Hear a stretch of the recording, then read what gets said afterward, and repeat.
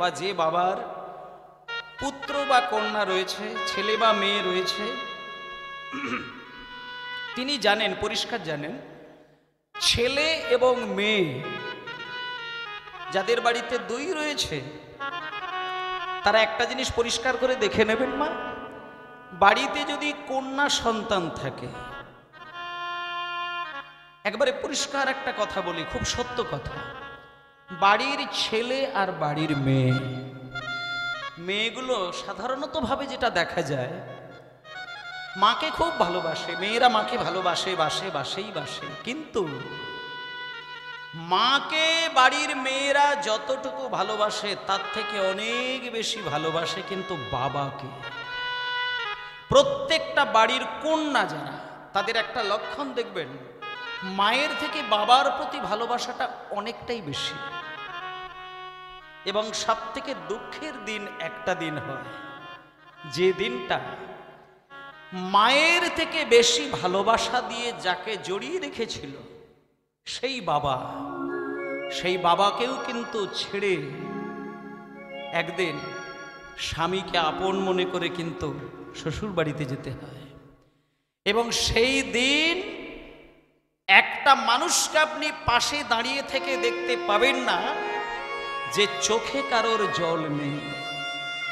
যেদিন কন্যা বিবাহ হয়ে পরের দিনে শ্বশুর বাড়িতে যায়, কন্যা যখন মাকে প্রণাম করতে গিয়ে বাবাকে প্রণাম করতে যায়, খেয়াল করে দেখবেন মাকে প্রণাম করতে গিয়ে যতটা ব্যথা অনুভব করে তার থেকে লক্ষ গুণ ব্যথা পায় বাবাকে প্রণাম করতে গেলে। আর বাবারাও দেখবেন মেয়েদের প্রতি যথেষ্ট স্নেহ ভালোবাসা বেশি দিয়ে মানুষ করেন। তাই আজকে যে শিশু কন্যাটির কথা বললাম, এই শিশু কন্যাটি হলো একটা জমিদারের আদরের একটি মাত্র কন্যা। আর আমাদের একটা দিকে, আমরা তো মানুষ, তাই আমাদের সব থেকে বেশি এই দায়িত্বটা থাকা উচিত যে ছেলে মেয়ে নিয়ে ভেদাভেদ করব না। ছেলে মেয়েটা বড় জিনিস নয়, সন্তান জন্ম নিয়েছে এটাই বড় কথা। কে কন্যা কে পুত্র এ বিচার করতে গেলে মা বাবা হতে পারা যায় না। আজকে দেখুন, জমিদার, ওমা টাকা পয়সার অভাব নেই, বিরাট বড় বাড়ি, হাজার হাজার বিঘে জমির মালিক, কিন্তু তার একটি মাত্র সন্তান, ছোট্ট কন্যা, চাঁদের মতন তার বদন। বাবা সেই কন্যাটিকে বুকে জড়িয়ে ধরে আদর করে সেই কন্যাটির নাম রেখেছেন চন্দ্রশশী। এইবার শোনেন মা, আজকের পালাটা কিন্তু কোনো বানানো গল্প নয়, সত্য কথা, সত্য ইতিহাস। আপনারা যদি মনে করেন যে প্রমাণ দেখার জন্য সেই জায়গা একটু দর্শন করবেন, আমি অবশ্যই ঠিকানা দেব, সেই পবিত্র জায়গা দর্শন করে আসবেন। তা জমিদারের কন্যা হচ্ছে চন্দ্রশশী দেবী। হোমা, এই কোলের কন্যা চন্দ্রশশী দেবী মায়ের কাছে যতটা সময় থাকে তার থেকে বাবার কাছে বেশি সময় দেয়। বাবা তাকে আদর দিতে দিতে, আদর দিতে দিতে, দিতে দিতে দিতে দিতে, চুম্বন দিতে দিতে, স্নেহ সাগরে ডুব দিতে দিতে, ভালোবাসা দিতে দিতে মেয়েটি একটু বড় হয়ে যায়। এখন যখনই মেয়েটা বড় হয়ে যায়, মাগো, প্রত্যেকটা বাড়ির মা বাবা কিন্তু জানে যে মেয়েকে কিন্তু সারা জীবন বাবার বাড়িতে রেখে দেওয়া যায় না। কোন বাড়ির মেয়ে সারা জীবন বাবা মার কাছে থাকে? বিয়ে তো দিতে হবে। আর এটাও কিন্তু সত্য কথা, জমিদার চিন্তা করছে যে আমার মেয়েকে বিয়ে না দিলে, আমি যতটুকু জানি যে একটা নারী তার জীবন ধন্য করে সেই দিন যেদিন বিবাহ করে গর্ভে সন্তান জন্ম দিয়ে, সেই সন্তান জন্ম নেবার পরে তার স্তনদুগ্ধ পান করিয়ে, আদর দিয়ে, ভালোবাসা দিয়ে বড় করে করে ছেলেটা বা মেয়েটা যখন একটু বড় হয়ে যায়, সেই ছেলে মেয়ে যখন মায়ের গলাটা জড়িয়ে ধরে পিছন দিক দিয়ে মা বলে, দেখবেন সেই নারী জীবন সেই দিন সার্থক হয়ে যায়। কোনো মায়ের কোলের ছেলেটা যখন গলা জড়িয়ে ধরে মা বলে, সেই আনন্দটা কিন্তু কাউকে বোঝানো যায়। এটা সত্য কথা। নিজের ছেলে জন্ম দেবার পরে সেই ছেলে যখন আদর দিয়ে মা বলে কাঁদে, মা বলে হেসে ওঠে, সেই বাৎসল্য প্রেম কাউকে বোঝানো যায় না, আর সেই দিনই নারী জীবন সার্থক হয়ে যায়। তা ভক্তমণ্ডলী মায়েরা, আজকে সেই জমিদারের কন্যা নাম হচ্ছে চন্দ্রশশী, মা বাবার জীবন ধন্য করলো। আর আজকে দেখতে দেখতে সেই চন্দ্রশশী না না না না বেশি বড় হয়নি, ছোট্ট মেয়ে। তখনকার নিয়ম অনুসারে বাচ্চা বয়সেই মেয়ের বিয়ে দিয়ে দেওয়া হতো। এখন তো সেটা নেই, তবে তখন ছিল। বাবা চিন্তা করলেন সমাজের চক্রান্তে আমি আমার মেয়ের বিবাহটা দিয়ে দেব। ওমা তড়িঘড়ি করে তাড়াহুড়ো করে না, ওই নদিয়া জেলা, নদিয়া আপনারা অনেকেই জানেন নদিয়া জেলা।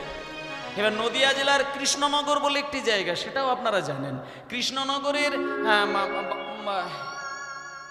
বাবা মনে মনে চিন্তা করলো, আস্তে কথা হবে না। বাবা মনে মনে চিন্তা করলো, না না না না না না না, আমার জামাই ওই কোনো রকমের দিন খেটে দিন খাই, ও জামাইয়ের পাল্লায় আমি আমার মেয়েকে দেব না। কারণ আমার মেয়ে বড় আদরের মেয়ে, ও সোনার চামচ মুখে করে জন্ম নিয়েছে, ও সারা জীবন সুখে আমার কাছে মানুষ হয়েছে, ভালো ভালো খাবার খেয়ে মানুষ হয়েছে। তাই আমার একমাত্র জামাই যাকে করব সে যেন আমারই মতন জমিদার হয়। তাই খোঁজ খবর নিয়ে নদিয়া জেলার কৃষ্ণনগরের এক জমিদারের এক পুত্র, তার সঙ্গে আমার মেয়ের বিবাহটা দিয়ে দেব। বেশ, খুব ভালো কথা। তাড়াহুড়ো করে ব্রাহ্মণ ডেকে দিন ধার্য করে ইতিমধ্যে বিবাহের দিন এসে গেল। হাজার হাজার মানুষ রাজবাড়িতে প্রবেশ করছে। এইবার মেয়ের বিয়ে। ও মা, আস্তে আস্তে বাচ্চাগুলো সামনে হই হই করছে। মা, এই বাচ্চাগুলোকে একটু হিড়িং বিড়িং করছে, তো একটু সামনে একটু স্থির করার চেষ্টা করুন না। যে বাচ্চার মায়েরা বসে আছেন ছেলেগুলোকে একটু শান্ত করার চেষ্টা করুন। অনেকক্ষণ ধরে ছটপট করছে, বাজে লাগছে আমার দেখতে। এটা আপনাদেরও ক্ষতি হচ্ছে। আপনারা ওই ছেলের দিকে একবার তাকাচ্ছেন, আমার দিকে একবার তাকাচ্ছেন। ছেলেগুলো তিনটেকে তিন জায়গায় করে দিন, বাজে লাগছে না? পরিবেশটা খারাপ হচ্ছে। জয়নি তাই আস্তে। দেখতে দেখতে বিয়ের পিঁড়ি সাজানো হলো, পাত্র এসে গেল, বিবাহ হলো। মালা কি একে অপরের গলায় মালা ঝুলিয়ে দিল, শুভ দৃষ্টি হলো। ইতিমধ্যেই বিবাহ হয়ে গেল। ব্রাহ্মণ এসে বিবাহ দান করে দিলেন। বেশ, মোটামুটি রাত্রিটা কাটলো, কিন্তু সকালবেলাটা সে তো আর চোখ খুলে দেখার সময় নেই কারণ। মানে চোখ খুলে দেখার ইচ্ছে যাচ্ছে না, এত কান্নাকাটি চলছে। মেয়েটা যখন মাকে প্রণাম করলো, কাঁদতে কাঁদতে ধুলায় লুটিয়ে যায়। বাবাকে যখন চন্দ্রশশী দেবী প্রণাম করে স্বামীর হাত ধরে বার হতে যাবে, এমন সময় বাবাকে প্রণাম করতে গিয়ে মূর্ছা চলে গেল, অজ্ঞান হয়ে গেল।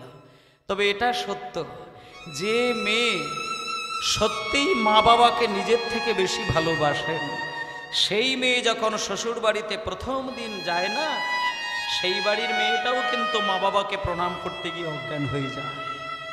তা আজকে সেই রকমই ঘটনা ঘটেছে।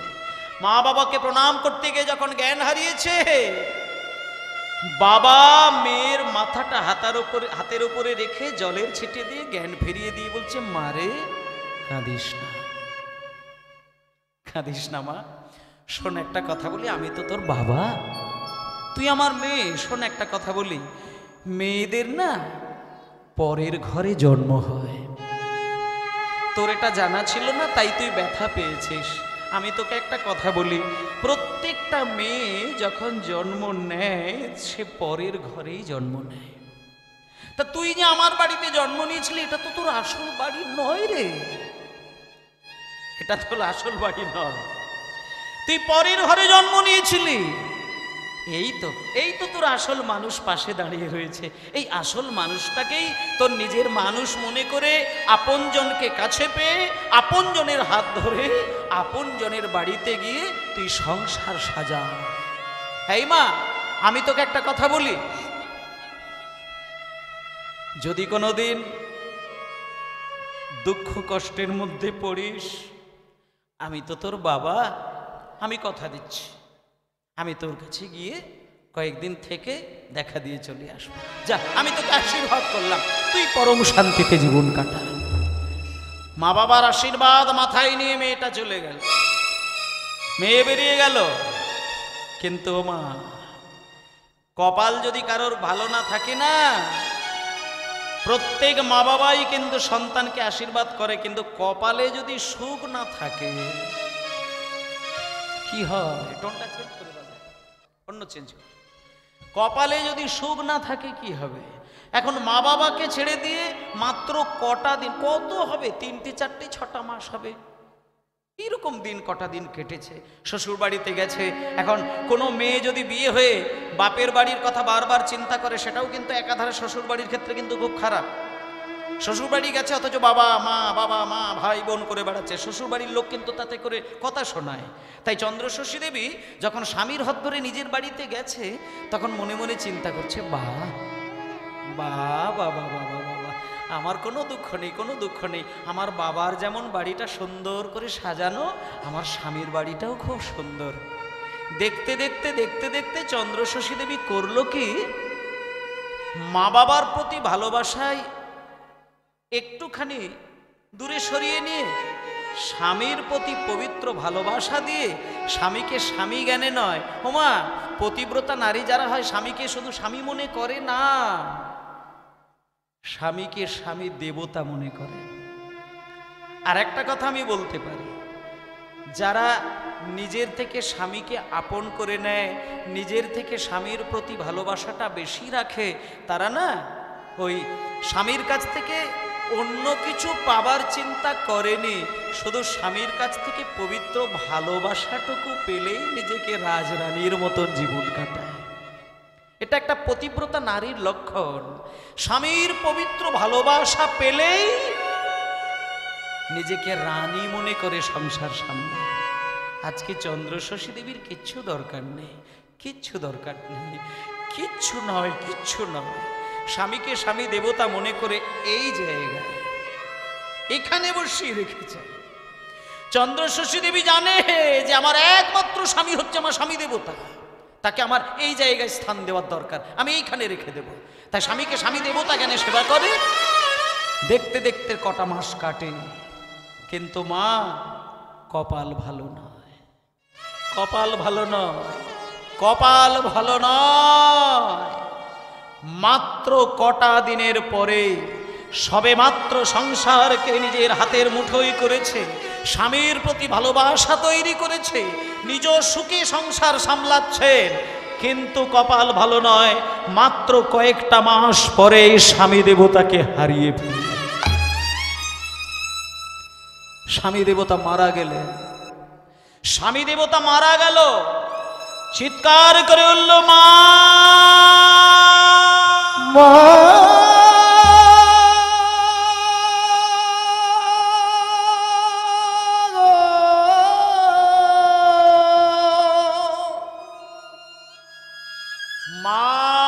বাবার নাম ধরে চন্দ্রশশী পাগল হয়ে কাঁদছেন। এখানে যারা মা আছেন, আমি মায়েদের মনের ভেতরের একটা কথা বলি, যে মা নিজের 10 মাস 10 দিন গর্ভ যন্ত্রণা ভোগ করে, নিজের নাড়ি ছেদন করে, স্তন দুগ্ধ পান করে সন্তানকে বড় করে দেয়, সেই সন্তান যদি আমেরিকাতেও থাকে আর মা যদি এই মেদিনীপুর জেলাতেও থাকে, নিজের নাড়ি ছেঁড়া ধন আমেরিকায় থেকেও যদি সে যন্ত্রণা পায়, বাৎসল্য রসের টানে, নিজের নাড়ির টানে কিন্তু সেই যন্ত্রণা মায়ের বুক কেঁদে ওঠে। এটা প্রেমের লক্ষণ, এটা ভালোবাসার লক্ষণ। তাই আজকে যখনই চন্দ্রশশী দেবী স্বামী হারিয়েছে, মা বাবার বুকটা কেঁদে উঠল, পাগল হয়ে গেল। ছুটে গিয়ে যখন বাবা জামাই বাড়ির দরজায় দাঁড়ালো, দেখলো নিজের জন্ম দেওয়া কন্যা আছাড় খেয়ে কাঁদছে। ছুটে গিয়ে বাবা বুকে জড়িয়ে ধরল, জড়িয়ে ধরে বলছে, মারে কাঁদিস না, কাঁদিস না, কাঁদিস না, আমার বুকে আয়, বুকে আয়। আমি তোকে কথা দিচ্ছি, এইরকম জমিদারের আরেক পুত্র আমি দেখে তোর সঙ্গে বিবাহ। চন্দ্রশশী দেবী বাবার চরণ ধরে বলছে, বাবা আপনি আমার বিবাহ দেবেন, আপনি আমার আবার বিবাহ দেবেন। বাবা শোনেন, আমার এই হৃদয় সিংহাসনে যাকে আমি স্বামী দেবতার আসনে বসিয়েছি, সেই সিংহাসনে তো আমি দ্বিতীয় কোনো পুরুষকে বসাতে পারবো না বাবা। আর আমি ওই সিংহাসনে কেউ বসাতে পারবো না। আমি স্বামী দেবতাকে হারিয়েছি, কিন্তু যখনই আমার ওই স্বামী দেবতার কথা মনে পড়বে, চোখ বন্ধ করে আমি তার কথা চিন্তা করব, আমি এই হৃদয়ে তার দর্শন করব, কিন্তু এখানে আমি দ্বিতীয় কোনো পুরুষকে বসাবো না। আমি বিবাহ করব না, আমি বিবাহ করব না। মা, একে বলে পতিব্রতা নারী। বিবাহ করলেন না। দেখতে দেখতে ইতিমধ্যেই কটা দিন কাটলো, স্বামী শ্রাদ্ধযজ্ঞ শুরু হয়ে গেছে, শ্রাদ্ধ অনুষ্ঠান হবে। এমন সময় হাজার মানুষকে নিমন্ত্রণ দিয়েছেন, শ্রাদ্ধযজ্ঞ শুরু হয়ে গেছে, কিন্তু শ্রাদ্ধযজ্ঞের মাঝখানে একটা মহামূল্যবান কাজ মা জননী কিন্তু করেননি, করতে ভুলে গেছেন। পাশের গ্রাম থেকে একদল বৈষ্ণব, তারা কাঁদতে কাঁদতে দুটি বাহু তুলে মুখে হরি বলে, গৌর হরি হরি বলে, মুখে হরি হরি বলে, দুটি বাহু তুলে মুখে হরি বলে, দুটি বাহু তুলে মুখে হরি বলে, এই হরি নামে পূর্ণ হবে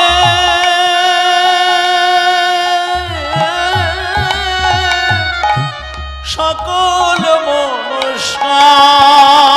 এই হরি নামে পূর্ণ হবে, নিতাই গৌর হরি বল।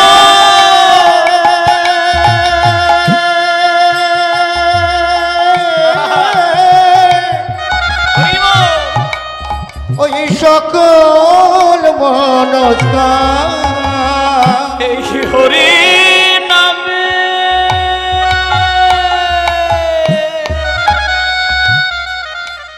পূর্ণ হবে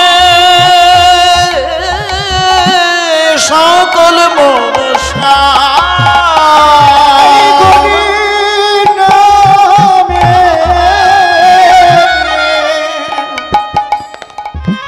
পূর্ণ হবে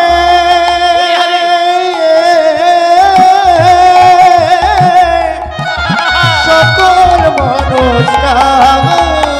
ওরে প্রেম নেবে আয় বদন ভরে, বল রে হরি না বিয়াই বদন বলে, বল রে হরি নাম।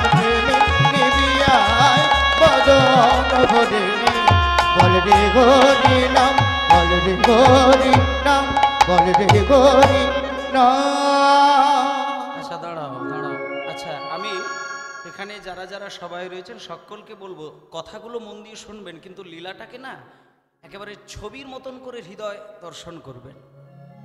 আর হৃদয়ে ছবি দর্শন করলেই তখন দেখবেন আপনি কত বিন্দু জল কীর্তন শুনতে শুনতে বুক ভাসালেন, আপনি তার হিসাবই পাবেন না। আর একমাত্র চৈতন্যদেবের মুখের বাণী যে কীর্তন শুনতে গিয়ে যার চোখ থেকে এক ফোঁটা জল গড়ায়, ওই ফোঁটা জল তার বদন তার বক্ষ নয়, নিতাই গৌরীর চরণ ধুয়ে যায়। আর চোখের জলে গৌর গোবিন্দের চরণ ধুয়ে যাওয়া কোটি জন্মের সুকৃতির একটা ফল। এটা সবার জীবনে হয় না। কীর্তন শুনতে শুনতে কেঁদে ওঠা একটা এক জন্মের জিনিস নয়, যদি হয় জানবেন আমার গত জন্মের সুকৃতি ছিল, তাই আপনি হরিনাম শুনে কেঁদেছেন। হ্যাঁ দেখুন, আজকে দুটি বাহু তুলে হরিনাম করতে করতে চন্দ্রশশী দেবীর রাজবাড়ির সামনে। আচ্ছা কেন শোনেন,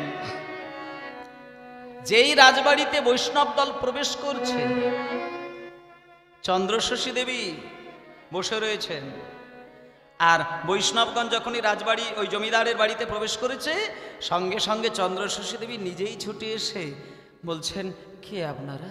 আপনারা কে? আপনাদেরকে তো আমি চিনতে পারছি না বাবা। বাবা ভেতরে আসো। না না না না না মা, ভেতরে যাব, ভেতরে যাব, কিন্তু একটা কথা বলার জন্য এসেছি। ওমা, বলছিলাম কি আপনিই তো জমিদার গিন্নিমা? হ্যাঁ বাবা, আমি জমিদার গিন্নিমা। এই তো আজকে তো আমার সবই তো জানেন বাবা, আমার হাতের শাঁখা সিঁথির সিঁদুর সব হারিয়ে গেল। আমি স্বামী দেবতাকে হারিয়েছি। আজকে আমার স্বামীর আত্মার শান্তির জন্য শ্রাদ্ধ যজ্ঞ করছি বাবা। আপনারা না না দাঁড়ান, একটুখানি দাঁড়িয়ে যান। আপনি ওই যে বললেন স্বামী দেবতার আত্মা শান্তির কথা বললেন না, ওইখানে একটা কথা আছে। আপনি স্বামী শ্রাদ্ধের মাঝখানে হাজার মানুষের পেট ভরে দামি দামি যতই খাবার খাইয়ে দেন, ওইগুলো করলে কিন্তু স্বামীর আত্মা শান্তি পাবে না। আপনার স্বামীর আত্মার শান্তি যদি পেতে হয়, তাহলে আমরা কটা কথা বলবো, মন দিয়ে শুনে যান। এই শ্রাদ্ধ যজ্ঞের সমস্ত কর্মই করে যাবেন, কিন্তু সেই সঙ্গে একটা মহামূল্যবান কাজ, যেটা না করলে স্বর্গে গিয়ে আপনার স্বামীর আত্মা কোনোদিন শান্তি পাবে না। কিন্তু সেটা তো মা করেননি আপনি। বাবা, আমার স্বামীর আত্মার শান্তির জন্য মানে আমি আমার স্বামীর আত্মার শান্তির জন্য কর্ম করি না মানে কি? হ্যাঁ, করেননি করেননি, সেইটা বলার জন্য এসেছি। শোনেন শোনেন, আপনার এই জমিদার বাড়ির উঠোনেরই এক কোণে স্বামীর আত্মাকে যদি প্রশান্তি দিতে হয়, তাহলে একটু পয়সা খরচা করে একটু কীর্তনের আয়োজন করুন। কি বললে বাবা? দাঁড়াও দাঁড়াও দাঁড়াও দাঁড়াও, কি তুমি বললে? আর একবার বলো, কীর্তন। কীর্তন? কীর্তনটা বাবা কি জিনিস? কীর্তন কি খায়? কীর্তন কি ওই গায়ে মাখে না? কীর্তন কি আসলে মায়েরা, জমিদার গিন্নিমা তো ওই মানে রাজার মেয়ে হলে যেটা হয়, জমিদারের মেয়ে হলে যেটা হয়, এখনো দেখবেন অনেক কোটিপতি বাড়ির মেয়েরা শঙ্খ বাজাতেই শেখে। ধূপ এখনো কোন দিকে ঘুরিয়ে ঘুরিয়ে ঠাকুরকে প্রণাম করতে হয়, অনেক ধনী লোকের মায়েরা জানেননি। এগুলো প্রত্যেক মা বাবাদের জানিয়ে দেওয়া উচিত যে ওরে কেমন করে প্রদীপ দিতে হয়, কেমন করে শঙ্খ বাজাতে হয়, কেমন করে ঘণ্টা বাজাতে হয়, কেমন করে প্রসাদ নৈবেদ্য সাজাতে হয়। এগুলো আমাদের দরকার, প্রত্যেকটি ছেলে মেয়েদের শিক্ষা দেওয়ার দরকার। কিন্তু এগুলো শেখায়নি। আজকে ওই চন্দ্রশশী দেবীকে শেখানো হয়নি, তাই তিনি বোঝেন না কীর্তন কি জিনিস। কিন্তু আপনারা দেখুন কীর্তন কি জিনিস আপনারা অনেক বেশি বুঝেছেন। তাই দেখুন এত ঠান্ডার মধ্যেও নিষ্ঠা সহকারে হরিনাম শুনছেন। আমার খুবই আনন্দের বিষয় যে এত ঠান্ডাতে নিচেও কিন্তু মাটি যথেষ্ট ঠান্ডা। আমি এলাম, তা সত্ত্বেও অনুরাগ দেখে আমার মনে হয় আপনারা অনেক বেশি ভাগ্যবান, আপনারা অনেক বেশি গোবিন্দ সেবায় রত হয়েছেন। তাই আপনাদের মতন পরম বৈষ্ণবের চরণ ধুলো আমি আজকে পেয়ে নিজেকে ধন্য মনে করলাম। নিতাই গৌর প্রেমানন্দে হরি বল। তা আজকে দেখুন মন দিয়ে আমি অনুরোধ করব, আপনারা কীর্তনটা শুনবেন। অনুরাগ প্রেম কাকে বলে শেষের দিকে গেলে জানতে পারবেন। আর এখানে যারা মানে কৃষ্ণ সেবা করে, নিতাই গৌরের সেবা করে, রাধা গোবিন্দের সেবা করে, শেষের দিকে কতকগুলো আমি কথা বলবো যেগুলো মাথায় করে আপনি আপনার বাড়িতে গিয়ে সেবা করবেন। আপনি রত্নকে ধরতে পারবেন, পারবেন পারবেন, আমি গ্যারেন্টি দিলাম আপনি পারবেন। শুধু শিক্ষাটা নিয়ে যাবেন। শোনেন, আজকে বৈষ্ণবগণ গিয়ে মাকে বলছে, মা কীর্তনের ব্যবস্থা করুন। মা জননী বলছে, কীর্তনটা বাবা কি জিনিস? আমি তো মানে এই তো শুনলাম, আমি শুনি না কীর্তন কি জিনিস। মা, আপনি কীর্তন জানেন না? ঠিক আছে, শোনেন। কীর্তন হচ্ছে ভগবানের গান বাজনা। মানে এই মানে ওই শ্রাদ্ধযজ্ঞের মাঝখানে যদি একটু ওই ভগবানের কথা গুণ কীর্তন একটু খোল করতাল সহযোগী করতে পারেন, আমি অন্তত বলতে পারি, আমরা অন্তত বলতে পারি, আপনাকে আর কিছু করতে হবে না, যা করেছেন করেছেন, তার মাঝখানে শুধু খোল করতাল সহযোগী একটু কীর্তন করে যান, হরিনাম করে যান, ভগবানের গুণগাথা পরিবেশন করে যান, আমি বলে দিচ্ছি আপনার স্বামীর আত্মা স্বর্গে গিয়ে শান্তি পাবেন। বাহ বাহ। চন্দ্র শশী দেবী কি আর দেরি করে? সবাইকে বলে দিলেন, ওগো আমার স্বামী দেবতার আত্মার শান্তির জন্যে হরিনাম করতে গেলে যত টাকা লাগবে আমি দিতে প্রস্তুত, তোমরা শীঘ্রই হরিনাম ব্যবস্থা করো। তাই এই যে আজকে যেমন প্যান্ডেল হয়েছে, স্টেজ তৈরি হয়েছে, ঠিক এইভাবেই সেই জমিদারের এক জায়গায় সেখানে সুন্দর করে বাসর তৈরি করে সেইখানে কীর্তনের ব্যবস্থা করে ইতিমধ্যে কীর্তনিয়াকে ডেকে কীর্তন শুরু করলেন। এবার দেখুন মা, কীর্তন তো শুরু হলো, যিনি কীর্তনিয়া তিনি কীর্তন গাইবেন, কিন্তু কীর্তন গাইবার একটা নিয়ম আছে, বলে দিই। এই যে আমি যখন এলাম স্টেজে, দেখলাম মায়েরা বাবারা আসন গ্রহণ করেছেন, প্রথমে সম্প্রদায় এসে গেল, তারপরে আমি এলাম। আমি বাড়িতে যে বাবাদের ডাকে আমি এসেছিলাম, তাদের মধ্যে কয়েকজন বাবার সঙ্গে কথা বলে আমি এখানে আসলাম। তা ঠিক তেমনইভাবে যে কীর্তনিয়াকে ডাকা হলো, সেই কীর্তনিয়া সকলকে দেখে এবার জমিদার গিন্নিমার কাছে গেছেন। জমিদার গিন্নিমাকে প্রণাম করে বলছেন, মা আপনি আমাকে তাহলে আশীর্বাদ করুন, আমি যেন আপনার স্বামীর এই শ্রাদ্ধযজ্ঞে যেন প্রাণ ভরে কীর্তন গাইতে পারি। হ্যাঁ বাবা, আমি আশীর্বাদ করলাম বাবা, ঠিক আছে ঠিক আছে ঠিক আছে, তুমি প্রাণ ভরে কীর্তন গেয়ে যাও। কিন্তু মা, কীর্তন আমি গাইব, কিন্তু একটা শর্ত আছে, আমি কীর্তন গাইব আর গ্রামবাসীগণ শুনবেন, আর আপনি শুধু লাভঝাপ করে বেড়াবেন, ওটা কিন্তু হবে না। আপনি আমার সামনে বসে কীর্তন শুনবেন, একেবারে সম্মুখে বসে কীর্তন শুনবেন। আর একটা কথা আমি বলে দিচ্ছি, এটা কাউকে বলি না, তবে আজকে আমি বলে দিচ্ছি, আপনি আমার সামনে বসে কীর্তন শুনতে শুনতে যতটা হৃদয়ে শান্তি পাবেন, অন্তরে শান্তি পাবেন, আমি বলে দিচ্ছি ততটাই কিন্তু আপনার ভালোবাসার স্বামী দেবতার শান্তি আসবে। হেই দেখুন মা, যে চন্দ্র শশী দেবী জীবনে কোনোদিন কীর্তন শোনে না, জানে না, আর আজকে দেখুন চন্দ্র শশী দেবী প্রতিজ্ঞা করে ফেললেন, বাবা এই কথা যখন বলছো তাহলে আমি দেরি করব না, চলো তোমার সঙ্গেই আমি যাই, আমি তোমার সামনে বসেই কীর্তন শুনবো। এই বলে চন্দ্র শশী দেবী কীর্তনিয়ার সঙ্গে এসে, এই যেমন আপনারা সামনে বসে আছেন, জমিদার গিন্নিমা একেবারে সম্মুখে সামনে একেবারে প্রণাম করে মন প্রাণ দিয়ে কীর্তন শুনছেন। আর যিনি কীর্তনিয়া, তিনি তো হাজার কথা বলছেন, কিন্তু তার মাঝখানে একটা কথা যেটা চন্দ্র শশী দেবীকে কাঁদিয়ে দিলেন। কোন কথা? তুমি আপনা হইতে হও আপনার, যার কেহ নাই, তুমি আছো তার, তুমি আপনা হইতে হও আপনার, যার কেহ নাই, তুমি আছো তার। একই সবই মিছে কথা, ভাবি শিবারতা, বড় বাজে দিন স্মরণে, কেন বঞ্চিত হব চরণে, কেন বঞ্চিত হব নিতাই গৌর হরি হরি হরি বল। বঞ্চিত হব চরণে, কেন বঞ্চিত হব চরণে। আমি কত আশা করে বসে আছি, পাব জীবনে না হয় মরণে, কেন বঞ্চিত হব চরণে, কেন বঞ্চিত হব চরণে। আমি কত আশা।